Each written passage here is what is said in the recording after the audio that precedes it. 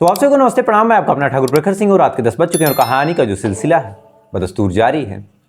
कोलकाता वाले केस में क्या कुछ हुआ और क्या चीज़ें चल रही हैं, बहुत ज़्यादा बताने की जरूरत नहीं है। लगभग आप लोग स्वयं समझदार हैं न्यूज़ चैनल के माध्यम से, बाकी अलग अलग लोग जो क्राइम की कहानियाँ सुनाते हैं उन सभी के माध्यम से आपको बराबर अपडेट भी मिल रही है, बराबर चीज़ें भी हो रही हैं।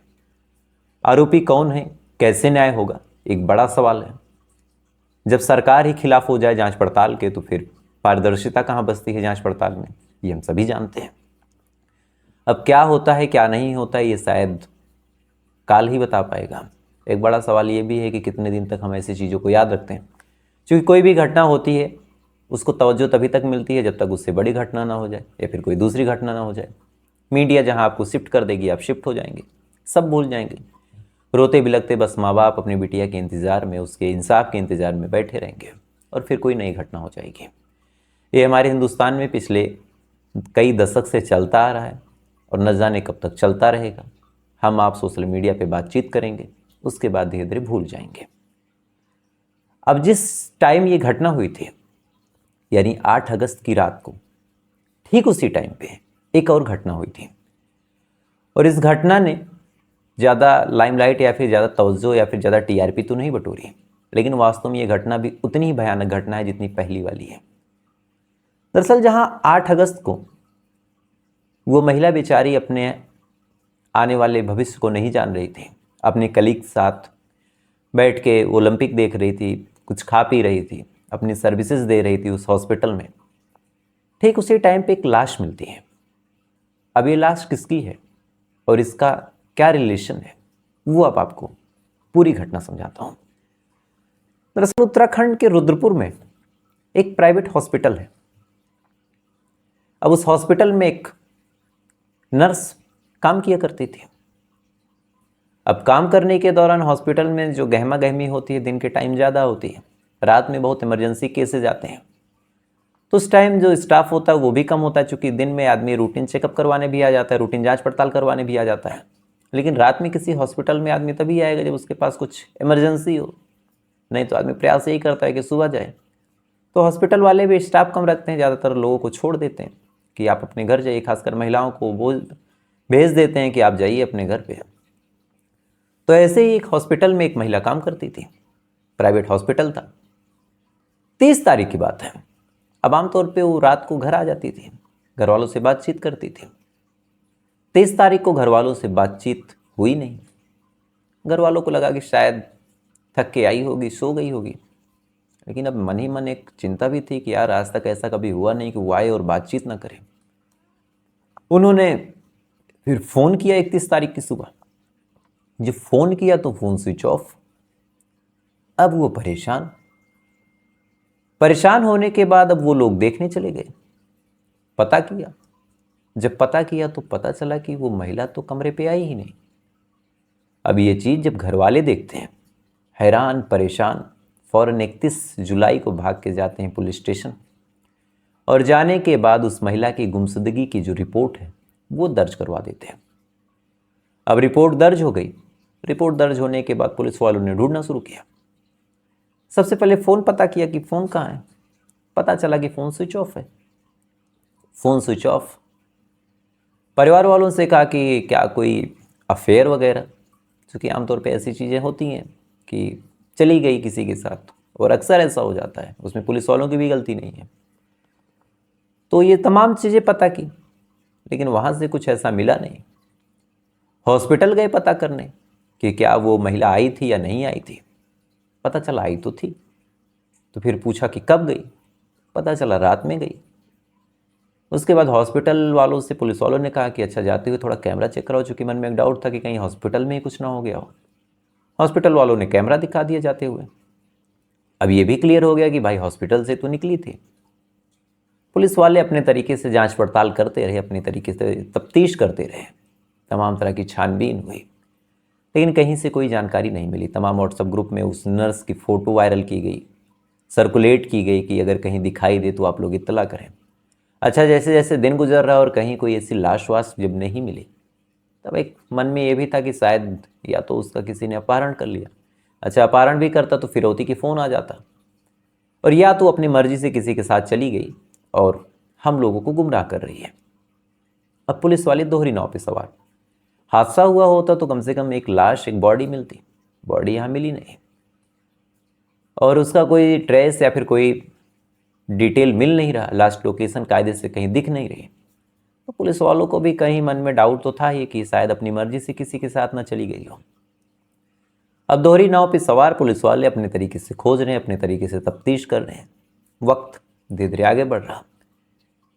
कहते हैं कि लगभग 1 हफ्ते गुजर गए। 30 तारीख की गायब हुई वो महिला, 31 तारीख को FIR हुई, कंप्लेन हुई। पुलिस वालों ने ढूंढना शुरू किया। जैसे जैसे दिन बढ़े पुलिस वालों ने जांच पड़ताल और तेज की। 1 हफ्ते गुजर गए और फाइनली 8 तारीख आ जाती है। 8 तारीख यानी वही तारीख जिस तारीख को उस नर्स के साथ वो सब चीज़ें हो रही थी। यानी जब उस दर्द को वो नर्स या फिर वो जो ट्रेनी डॉक्टर बेचारी थी उस तकलीफ को झेल रही थी, सेम वही तारीख आती है। 8 तारीख को उत्तराखंड और उत्तर प्रदेश के बॉर्डर के पास से पुलिस को एक फ़ोन जाता है। फ़ोन करने वाला शख्स बताता है कि साहब यहाँ पे एक लाश मिली है। अब जैसे ही लाश के बारे में पुलिस वालों ने सुना, भाग के वहाँ जाते हैं। जाने के बाद जब उस लाश को चेक किया तो लाश तो थी ही नहीं, कायदे से वो लगभग कंकाल हो चुका था।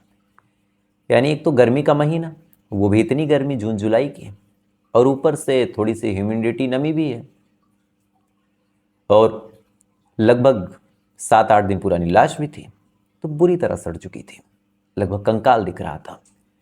अब जैसे ही पुलिस वाले उस लाश को देखते हैं तो देखने से ही पता चला कि लाश किसी महिला की है, और महिला के पास जो कुछ कपड़े मिले हैं वो किसी नर्स के हैं। अब ये चीज़ जैसे ही पुलिस वाले देखते हैं फ़ौरन अपने रिकॉर्ड्स खंगालते हैं। जब रिकॉर्ड्स खंगाले और पता किया तब पता चला कि ये जो लाश है ये उसी नर्स की है जो 30 तारीख से गायब है। फ़ौरन पुलिस वाले उस लाश को अपने कब्जे में लेते हैं। पंचनामा करके जब उसका पोस्टमार्टम करवाते हैं, रिपोर्ट आती है और रिपोर्ट ने पुलिस वालों को दहला दिया था। और अगले दिन तक 9 तारीख जब होती है, चूँकि पोस्टमार्टम ये तमाम चीज़ें हुई, उसके बाद अगला दिन आया। अगले दिन तक सोशल मीडिया के माध्यम से, बाकी अलग अलग प्लेटफॉर्म के माध्यम से जो कोलकाता केस था उसकी भी गूंज पूरे देश में हो चुकी थी। चूँकि अगले ही दिन खबर पूरे देश में सोशल मीडिया के माध्यम से, अलग अलग न्यूज़ चैनल के माध्यम से फैल गई थी कि ऐसा कुछ हुआ था। इधर ये चीज़ हुई थी, इधर इस नर्स की पोस्टमार्टम रिपोर्ट आई और इस रिपोर्ट में कहा गया कि इस महिला के साथ रेप हुआ है। साथ ही इसको ब्रूटल तरीके से मारा गया। पहले इसको मारा गया, पीटा गया, घसीटा गया और किसी भारी चीज़ से इसके सर को कुचला गया और कुचल के इसके सर को इसकी हत्या की गई और हत्या करने के बाद फिर रेप किया गया। अब ये चीज़ पुलिस वाले जब देखते हैं एक तरह से सन्न रह जाते हैं कि एक तरफ वो मामला उबाल मार रहा और इधर इनके इलाके में एक ऐसा मामला हो गया। प्रेशर था कि अगर कातिल को और आरोपी को जल्द से जल्द नहीं पकड़ा तो शायद यहाँ भी स्ट्राइक, यहाँ भी धरना प्रदर्शन और यहाँ भी पुलिस की बखिया उधेड़ दी जाएगी। अब पुलिस वाले अपने तमाम घोड़े खोलते हैं और कातिल और उस रेपिस्ट को पकड़ने के लिए हथकंडे अपनाने शुरू करते हैं। सबसे पहले अब कैमरों को खंगालना शुरू किया। जहाँ से वो नर्स चली थी उसके दोस्तों के माध्यम से, उसके घर वालों के माध्यम से पता करना शुरू किया कि यहाँ से कहाँ जाती है, उसके बाद कहाँ से गाड़ी लेती है, क्या करती है, घर कैसे आती है। जब तमाम एक रोड मैप पुलिस वालों को मिल गया तो पता चला जो पुलिस वालों को कि पहले वो हॉस्पिटल से निकलती है उस ऑटो या फिर पैदल, उसके बाद बस स्टैंड जाती है और वहाँ से बस लेती है। अब पुलिस वाले भागे भागे बस स्टैंड गए। 30 तारीख की रात बस स्टैंड की जो फ़ोटोज़ थी उसको खंगाली। जब फ़ोटोज़ खंगाली तो उसमें वो महिला जाती हुई दिखाई दी। जब जाती हुई दिखाई दी तब और पता किया कि कहाँ गई। वहाँ गए पुलिस वाले, वहाँ दुकानों के पास, अलग अलग घरों में, अलग अलग सड़क पे, चौराहों पे जितने कैमरे लगे थे उनको खंगाला। लगभग 500 ऐसे कैमरे थे जिनको पुलिस वालों ने चेक किया और 500 कैमरे चेक करने के बाद पुलिस वालों ने देखा कि एक ऐसा शख्स है जो काले कपड़ों में है और इस महिला का पीछा कर रहा, लेकिन अभी तक कौन है, कहाँ से, ये कुछ पता नहीं। इसी दौरान पुलिस वाले जांच पड़ताल कर ही रहे हैं। इधर जैसे जैसे घंटे दर घंटे वक्त गुजर रहा, एक मामला जो कोलकाता में उबाल मार रहा, पूरे देश को उबाल रहा, पूरे देश की रगों में गुस्सा था, तमाम लोग आक्रोशित थे। पुलिस वालों ने कहा कि यार देर करना मतलब अपने लिए रिस्क लेना है। फ़ौरन पुलिस वालों ने कहा कि याद करो उसका मोबाइल भी गायब था, तो फ़ौरन उसके नंबर को सर्विलांस पे लगाओ। नंबर सर्विलांस पे लगाया तो पता चला नंबर तो स्विच ऑफ है। अच्छा, नंबर स्विच ऑफ है तो उन्होंने कहा कि जो EMI नंबर होता है उससे ज़रा पता करो। जब उस नंबर को पता किया गया तब पता चला कि ये जो फ़ोन है उत्तर प्रदेश के बरेली में इस समय चल रहा है। पुलिस की एक टीम भागी भागी बरेली गई। वहाँ जब चेक किया तो पता चला इस फ़ोन को एक महिला चला रही है जिसका नाम खुशबू है। फ़ौरन उसे गिरफ्तार किया। उससे पूछा कि तुमको ये फ़ोन कहाँ से मिला। तो महिला ने कहा कि ये फ़ोन तो मुझे मेरा पति ला के दिया और बोला कि देखो तुम्हारे लिए नया फ़ोन लाया हूँ। अब पुलिस वालों ने पूछा कि तुम्हारा पति कौन है। तब खुशबू ने एक नाम लिया और कहा मेरे पति का नाम धर्मेंद्र है। पुलिस वालों ने पूछा कि तुम्हारा पति कहाँ रहता है।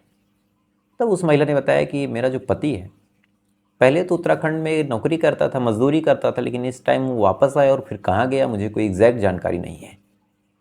अब ये चीज़ जब पुलिस वालों ने पूछी, महिला ने जब जवाब दिया, तब पुलिस वालों ने कहा कि अच्छा एक बात बताओ, क्या तुम्हारे पास कोई उसका नंबर है, वो कोई फ़ोन चलाता है। जब पूछा गया तब उस महिला ने अपने पति का नंबर दिया। फ़ौरन उस नंबर को सर्विलांस पे लगाया गया। उसकी लोकेशंस खंगाली गई। 3 अलग अलग राज्यों की लोकेशन निकली, एक उत्तर प्रदेश, एक उत्तराखंड और तीसरा राजस्थान। आखिरी लोकेशन राजस्थान की थी, लिहाजा पुलिस वालों ने कहा कि चलो अब राजस्थान ही पता करते हैं। वहाँ गए, वहाँ के पुलिस से कांटेक्ट किया, नंबर को ट्रेस करते करते फिर आखिरी में जो धर्मेंद्र है उस तक पहुँचते हैं। पहुँचने के बाद जैसे पुलिस वालों को देखता है सकपका जाता है, भागने की कोशिश करता है। फ़ौरन उसे गिरफ्तार किया गया, थाने लाया गया, पूछताछ हुई। तब उसने पूरी कहानी अपने हिसाब से सुनाई, जिसमें बहुत सारे लूप होल हैं जो आपको अभी बताता हूँ।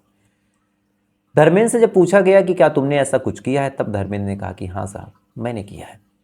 तब पूरा जो सीन था वो पूछा गया कि कैसे क्या हुआ, यानी सीन रिक्रिएशन एक तरह से इमेजिनेशन में करवाया गया। तब उसने बताया कि दरअसल ये जो महिला थी जब ये उतरती है बस से और मैं देखता हूँ तो उस टाइम मैं नशे में था और मेरे ऊपर एक तरह से काम वासना हावी हो जाती है। काम वासना हावी हुई, मैंने इस महिला का पीछा किया। शुरुआत में इरादा था कि मैं इस महिला से बस लूटपाट करूंगा, कुछ सामान कुछ पैसे चुराऊंगा, लेकिन जैसे जैसे मैं इसके करीब गया, इसके पास गया, मेरी नीयत बदल गई और फिर मैंने फैसला किया कि मैं इसकी इज्जत लूट लूँगा और इसका रेप करूँगा। उसके बाद जो धर्मेंद्र था उस नर्स के ऊपर हमला करता है। नर्स अपने बचाव में उस धर्मेंद्र को मारती पीटती है, लड़ने की कोशिश करती है। गुस्से में ईंट उठाता है, ईंट उठा के उसके सर पे मार देता है, गला दबा के उसकी हत्या करता है, फिर उसके साथ रेप करता है, फिर उस ईंट से ब्रूटली उसके सर को कुचलता है ताकि शिनाख्त ना हो। लाश को खींचता है, झाड़ी के पास लेके जाता है, वहाँ पे उस लाश को फेंकता है। फेंकने के बाद फिर जो सामान, जो पैसे, जो चैन वगैरह कुछ उसने पहन रखी थी, अंगूठी, इन तमाम चीज़ों को लूट लेता है। लूट लेने के बाद वापस जब होश में आता है तो पहले तो अपने घर भागता है।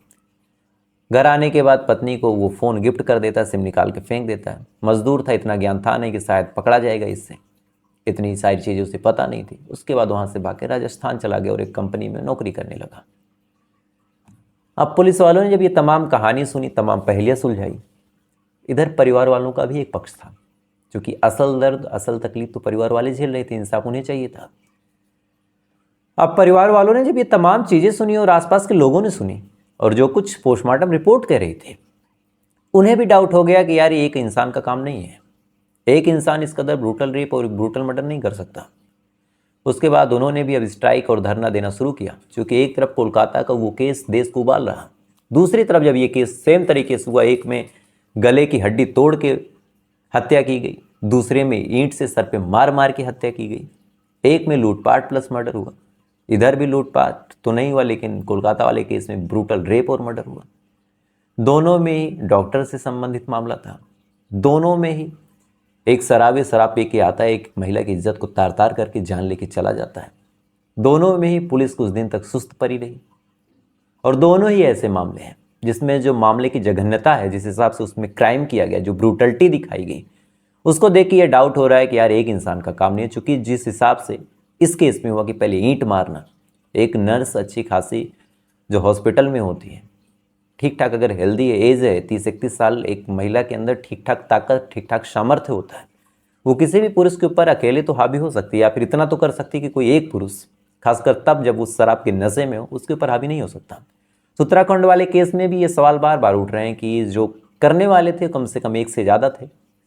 एक अकेली हष्ट-पुष्ट महिला के ऊपर इस तरह काबू पाना, उसको मारना, उसका रेप करना, उसका मर्डर करना, और खासकर तब जब आरोपियों के शरीर पे एक भी चोट की निशान ना मिले। खासकर आपने देखा होगा कि ये जो आरोपी था इधर कोलकाता वाले केस में, जब उसे गिरफ्तार किया गया तो अच्छा खासा चल के जा रहा था, और मैंने भी ध्यान से देखा उसके शरीर पे कोई भी चोट के ऐसे निशान नहीं थे, फेस पे ऐसे कोई नाखून के मार्क्स नहीं थे। तो क्या कोई महिला या फिर कोई छोटा सा बच्चा अगर अपने बचाव में हाथ पांव चलाता है तो एक इंसान को चोट लग जाती है, लेकिन यहाँ ऐसा कुछ नहीं हुआ था। तो दोनों ही केस में ये डाउट है कि क्या एक इंसान का काम है या फिर नहीं है, क्योंकि सवाल कई सारे हैं जो आदमी को आज भी परेशान कर रहे हैं। इधर कोलकाता वाला केस पूरा देश उबल रहा, किस कदर राजनीति हो रही, लगभग 6-7 हज़ार लोग आ जाते हैं हॉस्पिटल में तोड़फोड़ करने, उसके बाद फिर सबूत मिटा दिए जाते हैं। सीबीआई के नाम पे देश को ठगा गया, जनता को मूर्ख बनाया गया। ममता बनर्जी खुद स्ट्राइक पे आते हैं, खुद धरना देती हैं, खुद से इंसाफ मांग लेती हैं, खुद होम मिनिस्टर हैं, खुद हेल्थ मिनिस्टर हैं, खुद मुख्यमंत्री चीफ मिनिस्टर हैं, उसके बाद भी आपको स्ट्राइक देना पड़ रहा है। आप खुद के खिलाफ खुद से धरना दे के खुद से इंसाफ की डिमांड करें और खुद से खुद को समझा दे रहे कि नहीं आप शांत हो जाओ, हम इंसाफ कर देंगे। और सेम ऐसा ही उत्तराखंड में 7 दिनों तक पुलिस वालों को लाश तक नहीं मिली। अगर शायद शुरुआत में ट्रेस किया गया होता तो लाश मिलती ना मिलती, जो EMI नंबर से ट्रैक किया गया वो स्टार्टिंग में कर लेते तो कम से कम पहले आरोपी पकड़ा जाता, इतने दिन का टाइम ना लगता, और उसी से पूछ लिया जाता है कि लाश कहाँ है, तो कम से कम एक लाश की दुर्गति नहीं होती। 7 दिन लाश सड़ती रही, अपने अंतिम संस्कार को तरसती रही। कोई भी धर्म हो, हिंदू, मुस्लिम, सिख, ईसाई, यहूदी, जैन, क्रिश्चियनिटी, कुछ भी हो, हर धर्म में कम से कम एक अंतिम संस्कार एक यथोचित कर्म माना जाता है कि होना चाहिए, और ऐसी लाशें सड़ती रहती हैं। खैर, आपकी क्या राय है कमेंट कीजिएगा, और ऐसी अपडेट के लिए फॉलो कर लीजिएगा। Thank you very much.